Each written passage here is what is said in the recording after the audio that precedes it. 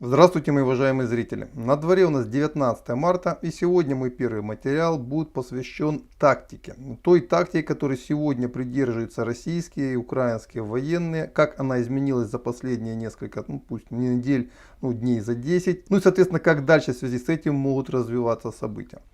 Каким образом сегодня ведут боевые действия как российские, так и украинские войска, знаете, появились заметные изменения. Обратите внимание, за это время почти не появляется победных реляций со стороны вооруженных сил Украины. Нет, реляции как таковые есть. Вчера была буквально последняя, что российские войска отброшены от Киева на 70 километров. С учетом того, что Генштаб ВСУ сразу же это все опровергает, понятно, от чего они стоят. Но мы говорим о реальности. О том, что российские войска сейчас уже не проходят сотни километров за пару дней и, соответственно, не подвергаются из-за этого лишней опасности. То есть в первые дни войны тактика украинских подразделений была рассчитана на то, что вырвавшиеся отдельно группы российских войск попадают в заранее заготовленные засады и, соответственно, несут большие потери. Причем местами эта тактика вполне себе неплохо работала. Но российские вооруженные силы очень быстро к этому приспособились и сменили свою тактику. Они сосредоточили внимание на уничтожении военной техники и личного состава вооруженных сил Украины. Причем достигли огромных результатов. Чего стоят буквально несколько последних ударов по Яворовскому полигону. Так не сформировавшийся иностранный легион ВСУ потерял несколько сотен человек убитыми и ранеными, а остальной контингент этого так называемого легиона, по сути бригады, растворился в поездах на Польшу. Также хочу отдельно отметить вчерашний, по сути, разгром и уничтожение, даже я бы сказал, 79-й бригады в Николаеве. Официальных данных нет, но те фото, которые публиковали шведские журналисты, которые были на месте событий, они потрясающие. По сути, бригады нет. Как я понимаю, речь идет о сопоставимых цифрах с Яворовским полигоном, а с учетом того, что часть сил бригады до сих пор воюет в районе Северодонецка и Лисичанска, а на базе была только часть военнослужащих, плюс мобилизованный контингент, то по сути тех частей 79-й бригады, которые дислоцировались на Николаев, не существует. Остались только те, которые сегодня воюют, пока еще не в Донбасском котле. За день до этого произведен был удар по Мерефе. Там были силы теробороны сосредоточены в двух точках, которые сразу же были поражены. Суммарные потери теробороны по двум объектам были более 50 человек, что является для теробороны Мерефы катастрофой. 3 случая и 3 катастрофы, которые по сути обнулили гарнизоны этих мест.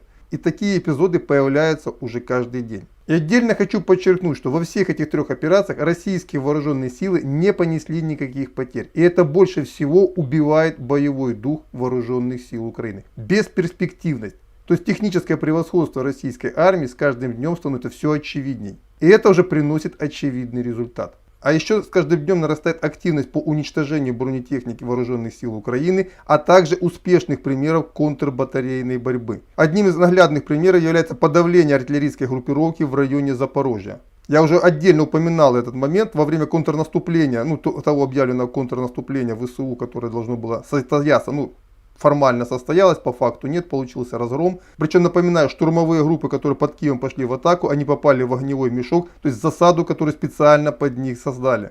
А в Запорожье все было гораздо проще и банальней. По сосредотачиваемым силам было нанесено огневое поражение авиации и артиллерии. И атака захлебнулась, не начавшись. Также отдельно хочу обратить внимание на бои в Рубежном и Северодонецке. В первые дни наступления не было больших атак, серьезных атак пехотных подразделений, а войска народной милиции ЛНР с приданными российскими подразделениями сосредотачивали свое внимание на уничтожении тяжелой техники, что и было произведено, в результате чего зачистка Рубежного произошла очень быстро. То есть мы видим, как меняется действие российских войск как в тактическом плане, так и в стратегическом. И это приносит результат. А вот на стороне ВСУ сегодня форменная истерика. Наглядный пример — это последнее видео, которое записал штатный военный пропагандист режима Зеленского Леша Арестович, который впервые за 3 недели войны наконец-то сказал жителям Украины правду. Ссылку на этот его ролик я даю в текстовой строке под видео. Можете пойти Лешеньке и сказать, что наконец-то вы удовлетворены тем, что он начал говорить правду. А правда состоит в том, что никаких побед, о которых Лешенька в том числе говорил 3 недели подряд, не существует. Наоборот, идут тяжелейшие бои, и ВСУ ничего не светит.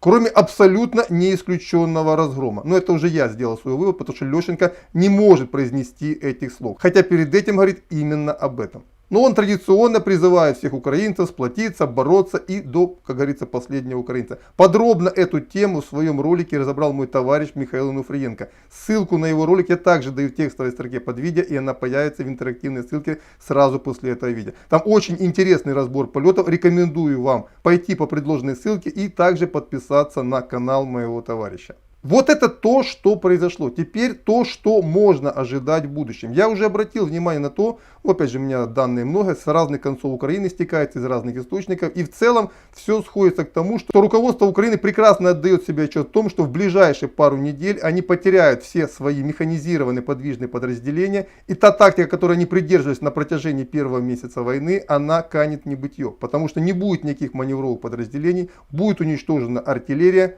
По сути, уже уничтожена система ПВО. И единственная надежда на то, что эту войну им удастся затянуть, это произвести мобилизацию как можно большего количества людей. Понятно, что эти люди уже будут не маневровые. То есть перебрасывать эти подразделения уже не будет никакой возможности. Они будут пытаться теперь насытить этими людьми линию обороны, чтобы таким образом затруднить продвижение российских войск далее на запад. Именно по этой причине сегодня формируются спешно новые, по сути, пехотные подразделения, причем по очень интересному принципу. Многих мобилизованных, которые призывают, например, в южных и восточных частях Украины, отправляют дальше в центральную часть страны. А западноукраинские контингенты мобилизованных, обратите внимание, тоже никто не спешит перебрасывать на восток, потому что все прекрасно понимают, что восток Украины и юг Украины, они потеряны. И постепенно киевский режим выстраивает линию обороны уже в центральной Украине на правом берегу Днепра. Но мне кажется, здесь официальный Киев не учитывает главное. Тот контингент, который они сегодня призывают, он абсолютно не равен тому контингенту, который сегодня сражается на фронте. Это абсолютно демотивированные люди. И еще неизвестно, каким образом они поведут себя при первом реальном столкновении с российской армией. Потому что, как показывает опыт разгромленного иностранного легиона в Явореве и уничтоженной 79-й воздушно-десантной, вернее, аэромобильной бригады в Николаеве, получив серьезное огневое поражение, эти части перестают быть боеспособными. В общем, как бы там ни было, характер боевых действий уже через несколько недель сильно изменится в очередной раз. Об этом говорит все, и сводки с фронтов, и те приготовления, которые сегодня делаются на правом берегу Днепра. Вот это то, что я хотел сказать в данном выпуске. Следующий выпуск будет традиционно посвящен военной сводке, что там происходит на фронте. Дождитесь его, я думаю, он выйдет через несколько часов. До свидания.